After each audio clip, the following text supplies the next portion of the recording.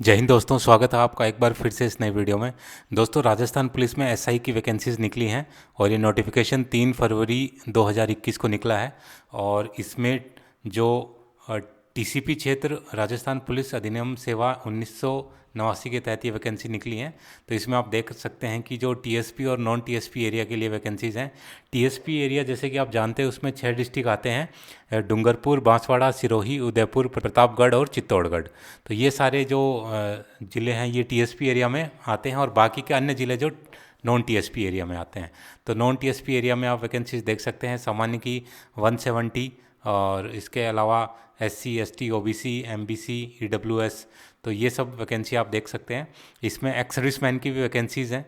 तो जैसे जो उप निरीक्षक यानी आर्मर्ड पुलिस, जो नॉर्मल पुलिस होती है, उसमें टोटल 746 पद हैं, जिसमें कि एक्स सर्विसमैन के 92 पद हैं, जिसमें टीएसपी एरिया के 82 और नॉन टीएसपी एरिया के 82 और टीएसपी एरिया के 10 पद हैं।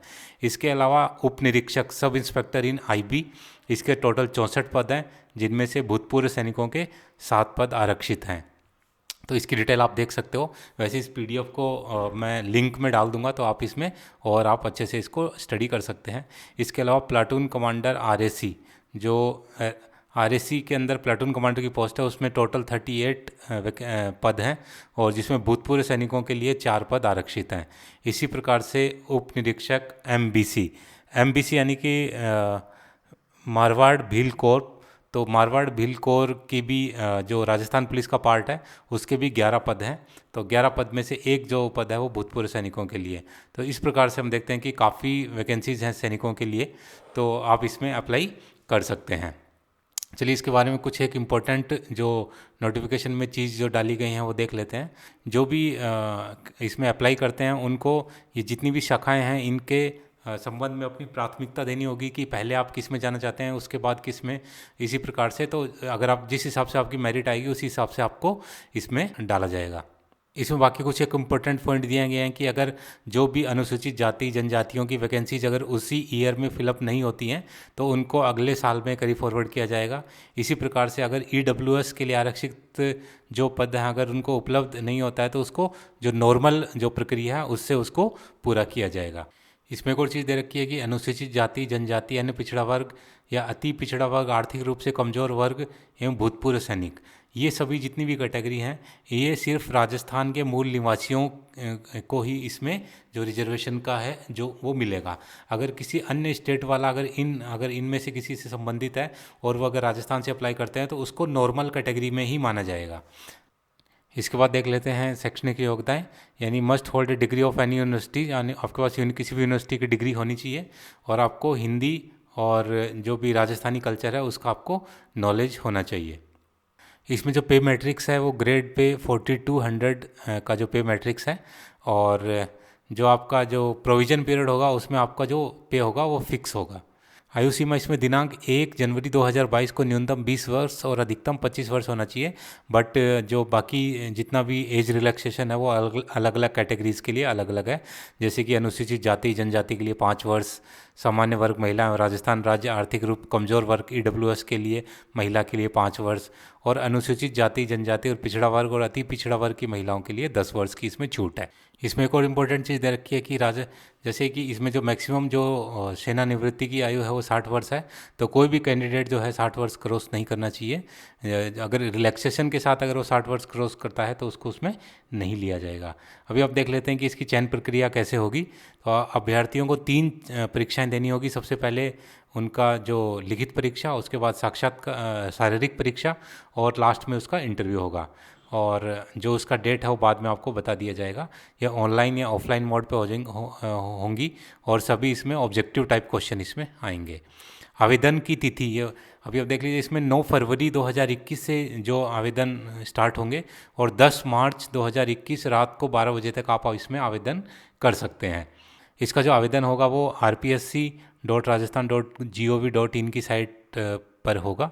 और ऑनलाइन इसी साइट के थ्रू आपको इसमें ऑनलाइन अप्लाई जो लिंक अप्लाई करना है, तो इसमें वो प्रोसेस दे रखा है कि कैसे कैसे आप इसमें अप्लाई करेंगे।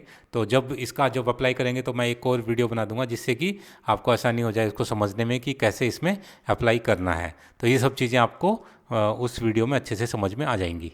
इसमें वही दे रखा है सारा कि आपको कैसे एप्लीकेशन आईडी जनरेट करना है, कैसे उसको सबमिट करना है, कैसे उसको ईमेल वगैरह पे अपना वो डालना है, उसके बाद कैसे आपको उसका प्रिंट लेना है। इसमें भी दे रखा है कि अगर आपने ऑनलाइन अगर आपने रजिस्ट्रेशन किया है और उसमें अगर कोई आपको गलती हो जाती है तो उसके लिए आपको 10 दिन का टाइम मिलेगा।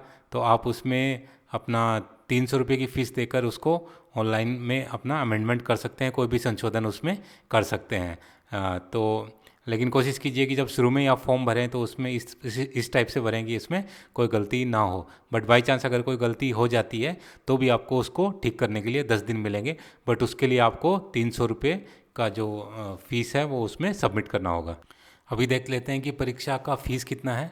तो जो सामान्य वर्ग है और जो ईडब्ल्यूएस आर्थिक रूप से कमज़ोर वर्ग और राजस्थान के क्रीमी लेयर श्रेणी और अन्य पिछड़ा वर्ग, तो इन सब के लिए जो फीस है वो 350 रुपये है।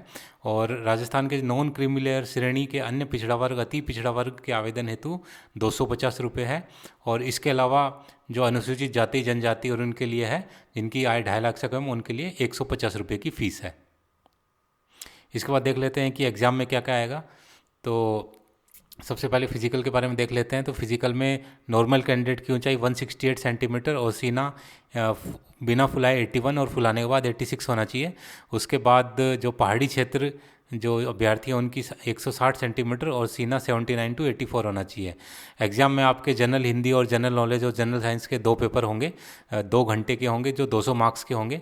तो आपको कम से कम 36% लाने हैं किसी भी सब्जेक्ट में, और जो आपके एग्रीगेट जो मार्क्स हैं वो 40% होने चाहिए, तभी आप उसमें पास माने जाएंगे। जो जितने वैकेंसीज हैं उसके 20 टाइम्स कैंडिडेट लिए जाएंगे रिटर्न के बाद। उसके बाद आपका जो है फिज़िकल एग्ज़ाम होगा। तो फिज़िकल एग्ज़ाम जो है वो आपका 100 मार्क्स का होगा और उसमें आपको कम से कम 50 मार्क्स को लाने होंगे। जो फिज़िकल के बाद जो उनको कैंडिडेट्स को शॉर्ट लिस्ट किया जाएगा और उसके बाद उनका इंटरव्यू होगा। तो इंटरव्यू के अंदर 50 मार्क्स होंगे जिसके अंदर रिक्रूटमेंट बोर्ड आपका इंटरव्यू लेगा और उसके आधार पर फिर आपका सिलेक्शन होगा। और जिनके पास एनसीसी का सी सर्टिफिकेट है उनको अलग से इसमें वेटेज दिया जाएगा। इसके और इम्पोर्टेंट चीज़ें देख लेते हैं क्या क्या है। तो इसमें वही दे रखा है कि जब आप ऑनलाइन एप्लीकेशन फिलअप करें तो उसमें ईमेल आईडी और मोबाइल नंबर डालें ताकि सभी जो सूचनाएं आपको मोबाइल पे दी जा सके। और अपना जो ऑनलाइन पत्र है वो ध्यानपूर्वक भरें ताकि कोई गलती ना हो। तो ये नॉर्मल चीज़ें इसमें सभी दे रखी हैं। आप अपना आवेदन किसी भी मित्र या किसी सोर्स से करवा सकते हैं, आप खुद भी भर सकते हैं दोस्तों। और इसमें कोई ऐसा इंपॉर्टेंट चीज़ नहीं है। और इसके अलावा भी मैं नेक्स्ट वीडियोस में जो कुछ अगर बचा हुआ कोई पॉइंट होगा तो उसको कवर करूँगा।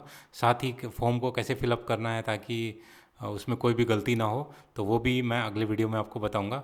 और इसका जो एग्ज़ाम है उसका क्या पैटर्न होगा, उसमें किस किस टाइप के क्वेश्चन बन सकते हैं, तो उसका भी मैं एक वीडियो आपको प्रोवाइड कराऊंगा।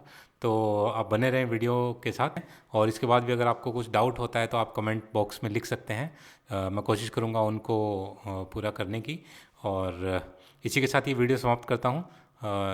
आप लोग जो भी एलिजिबल हैं वो इस फॉर्म्स को ज़रूर भरें और इसकी तैयारी करें। इसी के साथ ये वीडियो समाप्त करता हूँ। वीडियो में बने रहने के लिए आप सभी का धन्यवाद। आपका दिन शुभ हो। जय हिंद, जय भारत।